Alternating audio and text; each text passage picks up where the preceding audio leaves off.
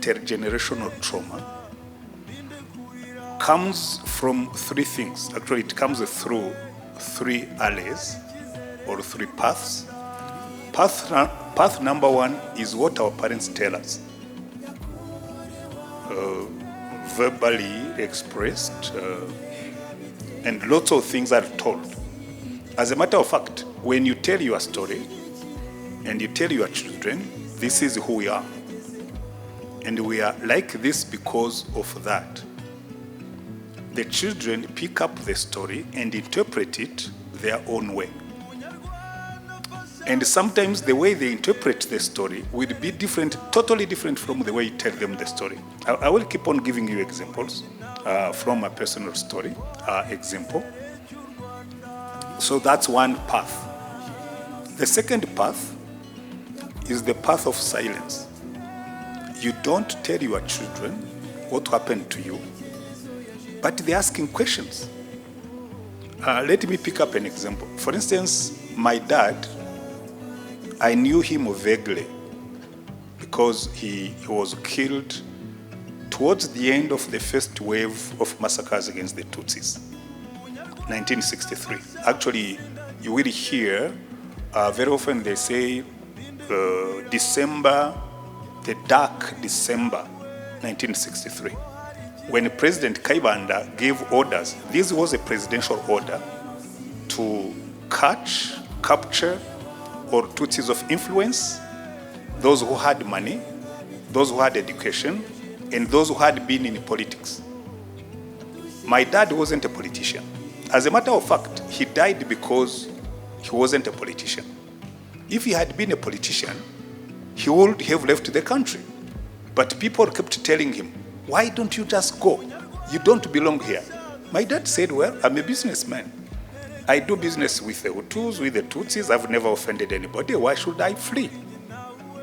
So he refused to go with his other relatives who went in 1961. We stayed in the country, but when that decree came out, my dad was captured, was shot, and we don't know where they shot him.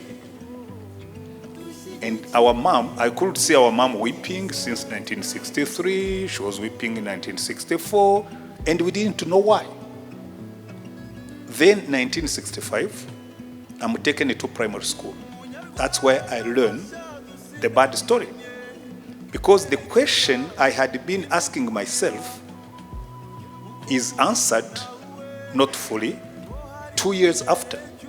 So they are writing the names of the kids going to school, and then they say, name of the child, Rutayisire Antoine. Name of the father, Karasira Peter. Dead or alive. Then my mom looked at me, then she looked aside. Then the teacher was growing impatient. He said, I'm asking you, is the dad dead or alive? Because they had to put that on my form. Then my mom said in a kind of muted voice, dead. That one word changed everything in me. Dead? Where? When? By what? Where did they bury him? When did he die? So the questions just started running in my mind. Then I started weeping. My mom thought I was weeping because I'm scared of going to school. All the way back, our school was in 4 kilometers from home. All the way back, I was weeping. And my mom says, why are you weeping? All the kids go to school. Are you afraid of going to school? But I was afraid of asking her, where did my dad die? When did he die? Where is he buried? That became a kind of refrain that kept coming in my mind. Until I went to school, then I met other kids who had gone through the same thing, which means I learned my history from the wrong people. Because even these kids didn't know much about the death of their dads. They were just talking about it. I say, well, we share the same story. So, you see, sometimes our silence is a transmitter. Because from that day on, actually, it affected my life in many ways. So, that's trauma by silence. Then the third level is trauma by community. We were kids, go to school, then, I was very bright in school. That became a problem. But primary one, I'm a very kind of turbulent kid. I learned to read before going to school. Asking other kids, what is this letter? Then they will tell me, this is A, this is B, this is C. Then I learned how to put those things together. Then I could read. So when I got to primary school, I can read, but I can't write. And I became top of my class, and they had this habit of calling kids to receive their prizes. When you're top of the class, we received notebooks and pens and whatever we needed. And other kids started writing. You see these sisals, the sisals, this kind of plant, but not totally this type. If you have a sharp thing, you can write on the sisal, and it stays there. So all the way from school to home, they would write, ibi byana byo kwa Karasira tuzabyica. So these bad kids from Karasira, we'll kill them. And these are kids of our age. And I was wondering, why? What have I done? So the trauma is being reinforced in many ways. Then you get the trauma from the school. We are sitting in class, and the teacher would come in, and they have this habit of checking the presences of the students. But they checked the presences, adding the ethnic origin. Abahutu muhaguruki. So the Hutus would stand up, and they were the majority. Out of a school of 50, 60 kids, there would probably be something like 50. Abatutsi muhaguruki. We were usually around 4 or 5. Stood up. Then abatwa muhaguruki. In our class, we had one mutwa. By the way, very often when I speak about it, I even feel the regret and the guilt, because that one mutwa girl was in our class. One day, our teacher went beyond the calling. Then he said, who can share a meal with a mutwa? All the Rwandese, they despise abatwa. Even today. Mushobora kumbwira ngo ntabwo twebwe tubanena, ariko I would need to check you. Because recently, just a few years ago, I was training pastors on reconciliation, and I asked them, if you had a mutwa in your church, would he share the cup with others? Because some time ago, before we went into the modernized small cups for Holy Communion, they were using the same cup. I've found that in many countries they still do it. Then I said, can you share a cup, Holy Communion cup with a mutwa? Or one of the pastors say, well, we are glad there is none in our congregations, which means if he was there, he would be a problem. By the way, even you, I want to leave you with this challenge. If you met a young man who is handsome, and he doesn't tell you he's a mutwa, and then you later on you become friends, then you discover he's a mutwa, would you marry him? Okay, don't answer my question. I'm just leaving the challenge to you. Because you see, sometimes, so going back to the story, this young mutwa girl, the teacher said, who can share a meal with the mutwa?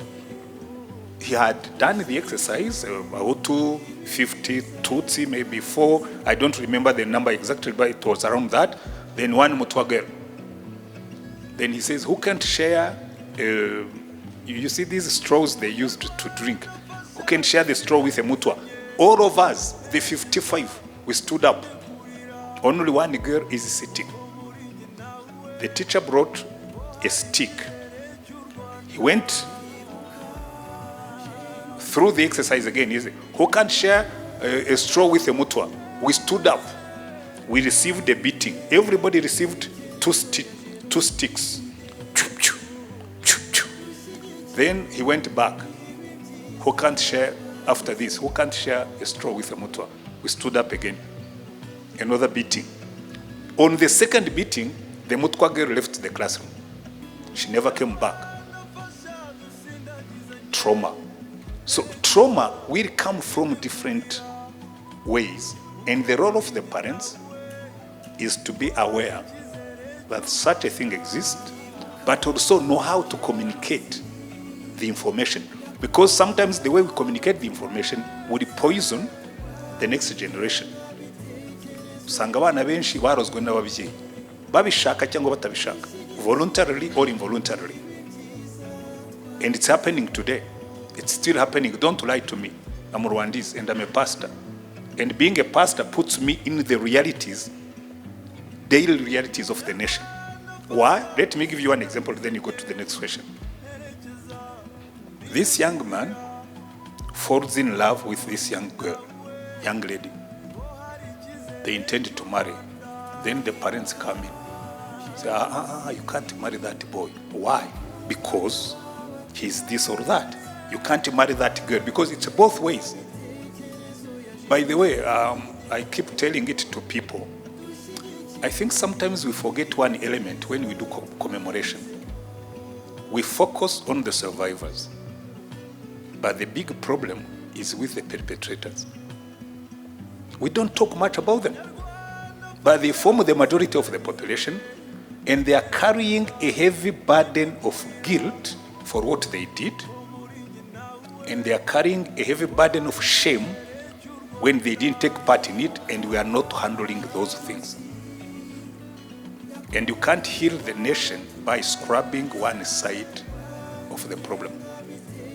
We need a kind of concerted, intentional effort to scrub both sides. Heal the survivors, but also tackle the side of the perpetrators. Because that's where most of the problem will rise from. And if we don't do much about it, we are just scrubbing one side of the problem. People tell you, no. And I keep telling people, for me, let me add this one, you go to the next question. 1963, we are a country that changes like mud in water. If I put mud in this bottle, it looks muddy in the first instant. Then after a day or two, the mud gets at the bottom. It gives you the impression the water is clean, but it's not. If you shake the bottle again, the mud will come to the surface. Let me show you how it works. 1963, on the 21st of December, President Kayibanda gives orders to capture and kill all the Tutsis of influence. The whole world starts kind of condemning what they did, including the Belgians, who were supportive of that. Then on the 28th, he makes another speech, so putting an end to, and the following day, the country is peaceful. That's Rwanda. 1973, we were in high school. Another wave of killings, and mainly against the Tutsi students and the Tutsi civil servants. It goes on from February, then by July. For us, because we are in a junior Roman Catholic seminary, our bishop had to go to the commandant of Chibungo, because we are in the Chibungo area. By the way, the guy became one of the big genocidaires, Kwagafirita. He brought soldiers, and every class was studying with 2 soldiers sitting in the back, just to prevent us from fighting each other. Then on the 5th of July, Habyarimana overthrew Kayibanda. We woke up in the morning. The soldiers had disappeared. We became very well-behaved kids, very peaceful. So the debt had gone down. But believe it or not, those kids of my generation are the ones who, 20 years after, 1994, they are the masterminds of the genocide. I could give you names. My colleagues at the university, my colleagues at my classmates, we are the ones who led the whole thing. Why? Because we had just child. And today, believe me or not, abo mu bumwe n'ubwiyunge ntimuze kundakari, abanyarwanda ndabazi turacayuka. So you have to make me sure that ntabwo twacayutse. You had to make me sure that the dirt is not still in our hearts. And that's why you must work hard to make sure the dirt is being thrown out. Otherwise, we may sit there and say, oh, no. I sang. During Habyarimana's time, I was a high school student, I was a university student, I was a lecturer at the university, I was a teacher in secondary school. Because of the bad politics, we sang peace. And then we ended up in the genocide. Singing good songs doesn't mean that we have changed. We need intentional transformation, and the intentional transformation will come with you, the younger generation, because our generation will go. Then you stay with the country. So ask your next question. I hate lectures, but very often I find myself giving lectures. Yes, thank you. Thank you very much, Doctor, for the reflective answer. I want us to come back to the part where you said how division was visible in one of your teaching with the pastors. But after 32 years, when you commemorate the genocide against the Tutsi, division, we often hear about forgiveness, but in reality, not everyone experiences or defines forgiveness the same way. From the experiences or from what you've lived, is forgiveness necessary for peace, or is peaceful coexistence enough? That's a very good question. You know why the world doesn't heal? Many people settle for peaceful coexistence. So let me show you how it works. So you have some bad seeds. They are sitting in the ground, but you've cut their stems on the top, but the roots are still in the ground, and you are fine. Then you tell me, after all, there are no bad seeds on my ground, but they are sitting down there under the. That's peaceful cohabitation. Peaceful cohabitation is when you live with your neighbor, but you hate each other in silence, or you fear each other in silence. And then one day, if there is a madman who comes around and tells you, actually, you know, we can get rid of these people, you do it. Before genocides, there are always times of peaceful cohabitation, but you get some signs that something is wrong here. Let me give you an example. I hope nobody will be angry with me again. I've been on the National Unity and Reconciliation Commission for 12 years.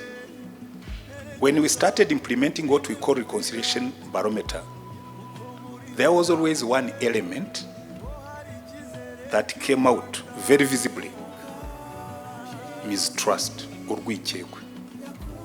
We would get 94% of reconciliation, and then urwikekwe at 35. And I often tell people, if you get 94% of reconciliation, that's peaceful cohabitation you are measuring. But if you have urwikekwe, mistrust at 35, do a minus, you get the real image of your reconciliation. Because if I don't trust you, let me use an image that will help you understand it.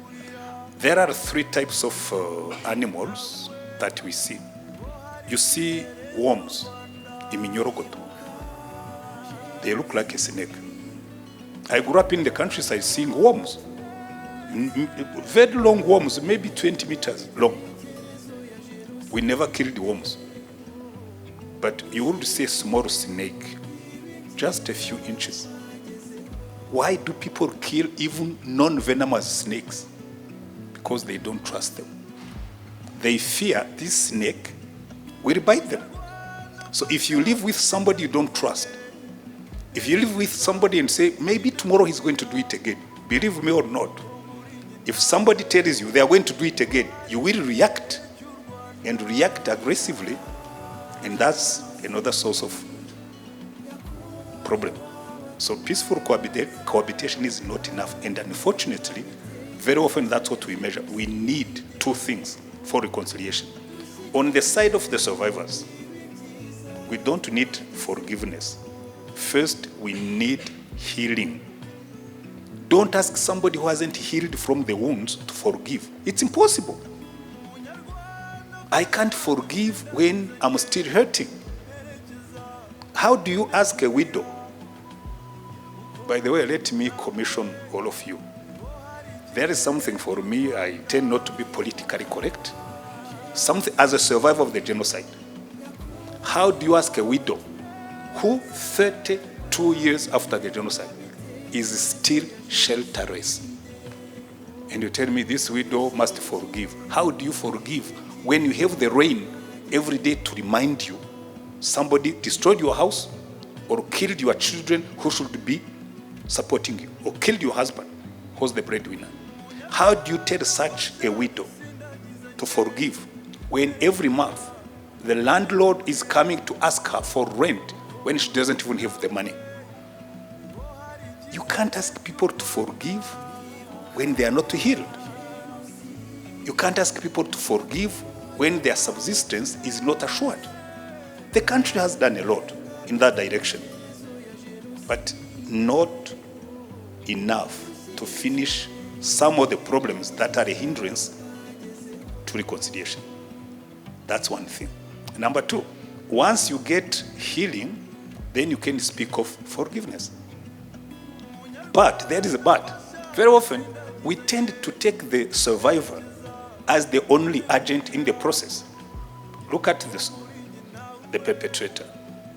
This guy who is carrying the guilt of what he did, you need to help him come to terms with the evil of what he did.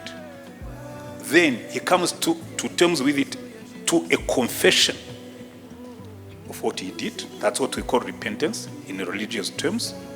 Once you get healing and forgiveness, readiness on this side, and you get conviction of evil and repentance on this side, ready to confess.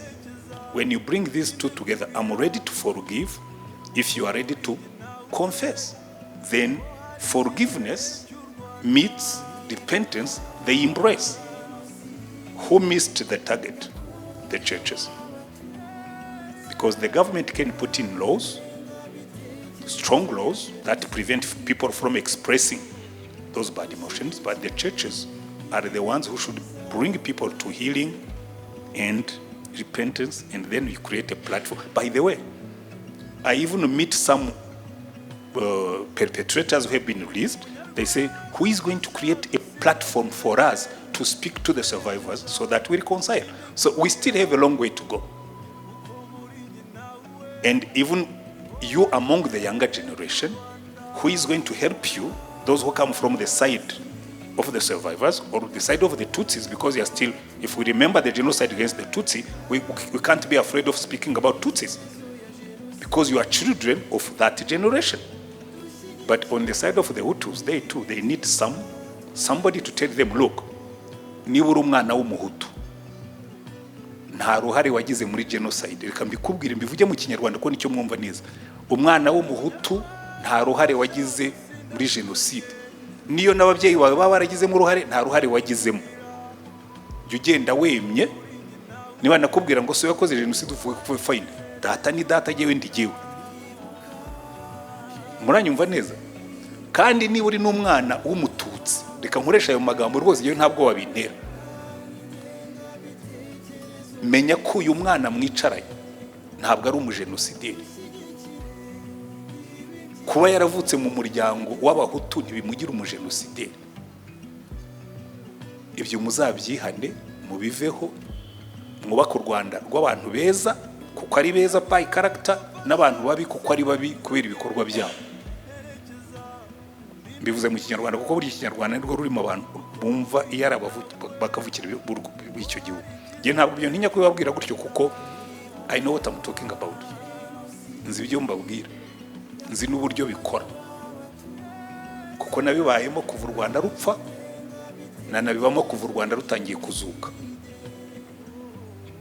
Sibyo? More questions? Thank you so much, Doctor. I know you have a few minutes left, so let me ask the last question as we prepare to invite some more questions from the audience. Thank you so much for sharing that. So I want you to give a challenge or a homework to the youth present today, or the youth who are following us on social media or some of the platforms that we have. You gave us a homework, you asked some questions, but I want you to give us a homework again of some of the mindsets that we should have, or behaviors what you see that we're missing as the youth, so that we can really be called a generation that chose, or the generation that choose peace today, and not just like in words, but Actually, in actions as well. I'm going to start my answer from the topic or the theme we picked up, a generation that chooses peace. In order to choose peace, point number one, you need to shape a vision of the kind of country you want to live in until you die. Would you prefer a country that is fighting or a country that is at peace?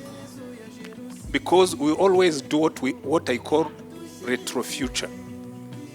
You look into the future by analyzing the past.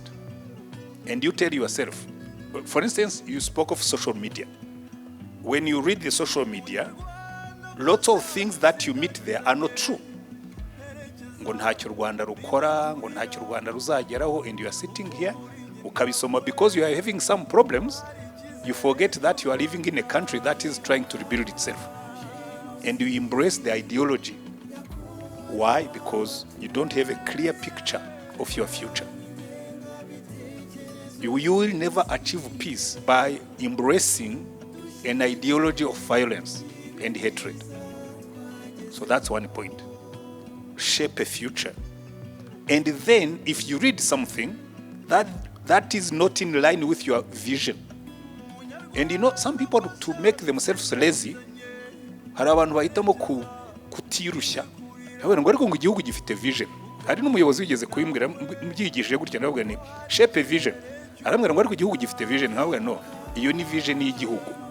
Ugomba kwalininga personal vision kuri iyo vision y'igihugu, nibwo bigenda neza. Hari igihugu kiba gifite vision, wowe ufite yawe wahawe n'abandi. Align yourself. Take time to think. Ask yourself the question, by the time I'm 60, I'm 68, by the time I'm as old as that old man in front of me, what kind of Rwanda would I wish to live in? Then everything you do, you are building that future in terms of land. Even your own life. Ask yourself the question, when I'm 30, when I'm 40, when I'm 50, where shall I be? You build some milestones towards your personal vision. And if somebody is taking you away from your vision, simply say, no. This is not taking me where I want to go. Simply say no. Simple. Because the bad vision is not just about divisionism. As young people, you have so many evils that are attracting you. Speak of drugs. Speak of sex and other things. You need to shape a vision of your personal life and a vision of your country, and then you live according to your vision. You walk, everything you do is motivated by the achievement of your vision. That's the best way. I think the principal message is to be a responsible younger generation and to make things ours. Now, let me tell you one story to show you how it works in real life. When I was 19, that's when I went to the university. Because usually people learn by stories and narratives. That's when I went to the university. And my vision was that by time I'm 24, I would have graduated from the university, I would have a job, and I would have a wife. So by 25, I was telling myself, by 25 I would be married. Even the picture of the girl was in my mind. I will be married to a girl who is 21 when I'm 25. And I found one. Things were going right. By 24, I was a lecturer at the university. So we are planning that the following year we are getting married. But that same year, I received this letter from the Ministry of higher education. For government reasons, you are no longer on the faculty of the university. You've been redeployed in secondary school. So I'm sent to teach in a Troncome. So Vision 1 is dead. I'm not getting married at 25. Even my girlfriend gets tired. She went away. But seeing my world crumbling around me, I clung to life. What made me cling to being the best teacher? Every year I was highly rated. What made me cling to that? Love for the nation. Where did I get that? History of Rwanda. I'm not going to go into the detail of that because one of our professors who taught us, he said, you should love the country better than you love yourself. So when they sent me teaching in Troncome, I looked at the kids in front of me. I said, these kids are innocent from my trouble. I will give them my best. Not for themselves only, but because this is my country. No matter what they do to me, this is my country. If my ancestors could accept to die for the country, I can accept to serve the country even when it hurts me. And it worked. Because you need to shape a vision of what you will be and who you will be, and then everything that happens, even the painful part, will not take you away from your vision. Thank you. My name is Musanera Omyarikarine, and I've got 2 questions here. The first question is, in the face of everything you went through, what helped you find the strength to keep going and rebuild your life? The second question is, what message would you want young people like us to carry forward so that never again truly becomes a reality? Thank you. Okay. What helped me carry on, I already told you, I've always been a man of vision. When I was in school, we struggled, we were kicked out of school, but when we went back, my target was to finish high school and finish on top. Already that vision is enough to make you work even when the going gets tough. Because I need to go to the university, and going to the university, you needed some grades to take you there. So, what kept me going after, when things went really bad, I usually don't like bringing my faith in the talks, but I got converted, born again Christian, so my faith kept me going because I knew if God is in control of my life, then I can afford to just go. But still, I kept planning my future. Everything in detail. Getting married, I told myself, when I get married, I will have a house. I will buy myself a house in Kigali. By the time I get married, I will have my own house, and I was working for that. Because sometimes the problems of daily life will make you forget where you're going. So you need to plan, shape your vision on everything. Who you will be, where you will be, and everything. So be a person of vision. Number 2, the question about what you should do. I always tell young people, it's very simple. We all go in life with a luggage. Everybody has a luggage. You have a luggage. It may be inheritance from your parents, so they pay your school fees, they give you pocket money. That's a luggage. You go to school because they support you, that's another luggage. But your emotions are also a luggage. And sometimes I tell young people, check your luggage. As a matter of fact, for those who go through airports, they will always ask you a question. Did you pack your luggage yourself? Did somebody give you a package to carry? And many of you are carrying packages you received from your parents, from your friends, from the community. Check your luggage to see if it can go through, even the national policy. You ask yourself, if this was brought to the surface, knowing the country we are in, can I go through? So always check what you receive and see if it's contributing to a better future or destroying it. Because otherwise you, the younger generation, You are like this, there was this man called Peter Tosh. He used to sing a song where he went, he said, I'm a man of the past, living in the present, stepping into the future. Because you are living with us, men and women of the past. But we are living with you in the present, packing your luggage. And you are moving into the future with it, and you are packing your own luggage. Your friends are packing your luggage, and you are packing your luggage. So decide what you take and what you leave behind. Then the future will be better. Yes, murakoze cyane. Yego. Nitwa Niyibizirene. Anyemerera ndakibaza mu Kinyarwanda kugira ngo birusheho kumvikana. Nitwa Niyibizirene. Yego. Peacekeeper from Umurunga family.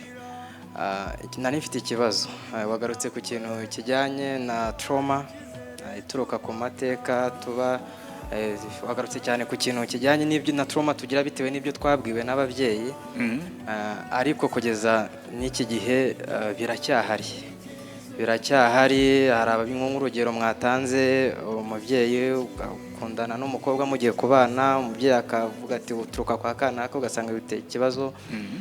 Urundi rugero natanga nge n'ibyambayeho ni umubyeyi ukuze nabona ko namwigiraho amateka nkaba nasobanukirwa ariko niba nabyita kuba agifite ubudaheranwa sinzi ko nabivuga ariko akenshi iyo tuganira ambwira ati bariya nibo batwiciye wowe ukagere gutya na gutyo kumva iwe she's a survivor genocide survivor ariko aracyafite iryo hungabana ariko ngiye abashaka kurimbwira baratwiciye nuka kuri gutya nk'ibyo twebwe uruhare rwacu nk'urubyiruko mu kurwanya iryo hungabana tugira riturutse ku byo abakuru batubwira kandi aribo twakegiyeho n'uruhe inama zanyu nizihe. Okay, reka ikibazo cyawe nyisubize kuko nubwo nagishuje ariko reka nyisubiremo nanakibabwire mu Kinyarwanda. Ababyeyi bawe nibakubwira ibintu ujye ububaha kuko ibyo bakubwira ntuzabavuguruze kuko bo bafite ibyo wanyuzemo utanyuzemo. Yarakomeretse ahubwo ubyumva ugita ni bya bindi batubwiye ko ababyeyi bacu bakomeretse ibi birimo birava muri bya bikomere bye. Ariko uru rwikekwe uru rwango sindi burushyire muri bagage yanjye, sibyo? Ndamwumva ariko sindi bwakire bagage y'urwikekwe n'urwango ashaka ko ntwara. Bizakugora evidama nugera aho ngaho wenda ugahura n'umukobwa mugakundana akagukunda ukamukunda bakabyivangamo aho bizakugora. Bizanakugora nuza n'inshuti zawe mu rugo bakazireka batereko nk'uyu nguyu. Umwana wanjye umwe yigeze kuzana n'umwana w'inshuti ye. None umwana ndabaganiriza no wese wowe ko mbona uri mutoya iwanyu bari hehe mu gihe cya genocide. Arambwira ati mama yambwiye yuko ngo papa yaratujyanye dusiga mu rugwiro. Sounded an alarm. Umwana wasigaye mu rugwiro muri 94 ubwo papa agomba kuba yari etc. Ntabwo nigeze mbuza umwana wanjye kuzura nawe ko navuga nafite roro akakana ko kikeneye n'ubufasha kuko umukobwa wanjye yari yakazanye ko gakeneye ubufasha reka tugakundi ko kari innocent nta ruhaye kagize muri ibyo bintu. Ariko byaba undi mubyeyi utameze nkanjye abaramubwira ati ahubwo guhera uyu munsi sinzongera kukubona uri hamwe nawe. Ariko look at the child, she's just innocent. They are still friends by the way. Ubu ni umugore aba muri Tanzania, they are very good friends. So urumva rero ugomba kumenya iby'ababyeyi ariko nabo kabumva. Uwo mubyeyi ukubwira gutyo ndamwumva ko yarakomeretse. Jewe nshobora kubabwira gutyo ko nagize igihe cyo gukira. I healed. Iyo nta healing sinzi ibyo mbavuga uyu munsi. Believe me or not, umujinya nari mfite iyo ntahura na Yesu. Ibyo nari kuvuga uyu munsi Imana niyibizi. So ngira ngo icyo ngicyo kirasobanutse. Reka twumve ndi wari wamanitse hariya. Yeah, thank you. Doctor, you mentioned that when we are engaging in this type of conversations about commemoration, we have to remember that there is another side, the side of the perpetrators, and we don't often get to engage in with those who are on that side. So my question would be, how would you advise us as young people to engage maybe with our parents if we have parents who were on that side of the perpetrators, maybe who didn't do anything but bakaba batarahigwaga.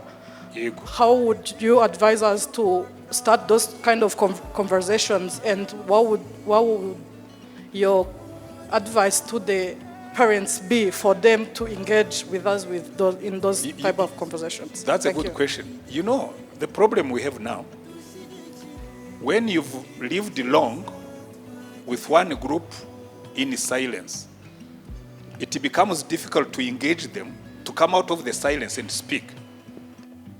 Nyamara nibyo twagombaga kuba twarakoze. They are the ones who know what happened. Ariko kubera ko twagiye tubogama ku ruhande rumwe, bageza bumva yuko it's comfortable to be in their silence,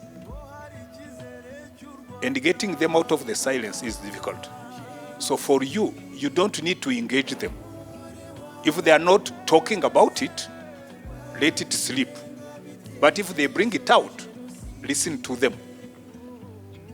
Simple. But the thing is, we need to create a new narrative. We need to create a new narrative where the survivors will speak about their misery, but also those who were there not being hunted can tell us the other side of the story. Bakatubwira bati twebwe twari turi hano nuko ibintu byagenze. That will create a sense that this narrative is our narrative.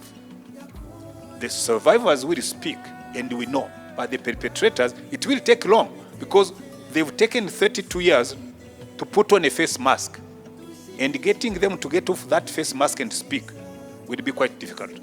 But that's the best way, because we have a population that must remember. And when we remember, there are two sides to the story. We remember, me, I'm a survivor.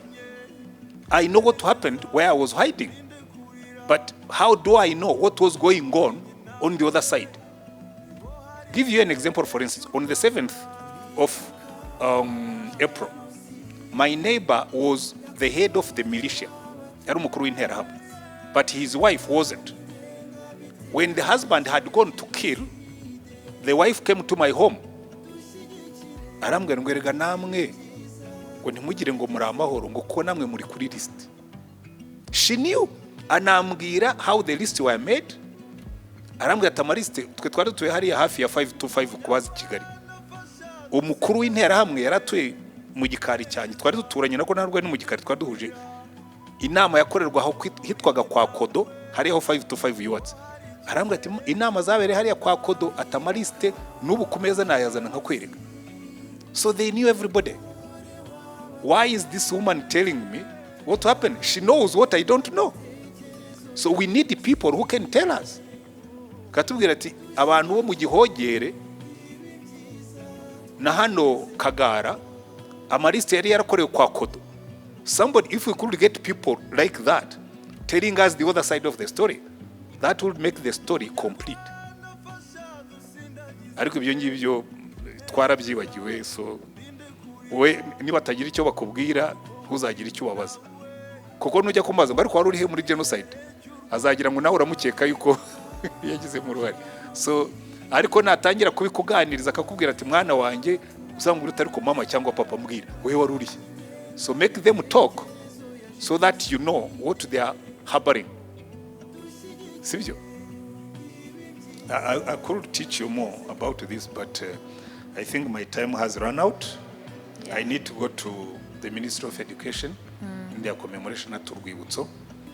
Ariko ubwo never again we'll organize another day. Thank you very much. One thing I can guarantee, every time I get an opportunity to go to the youth, I'm very glad. We'll definitely have you again.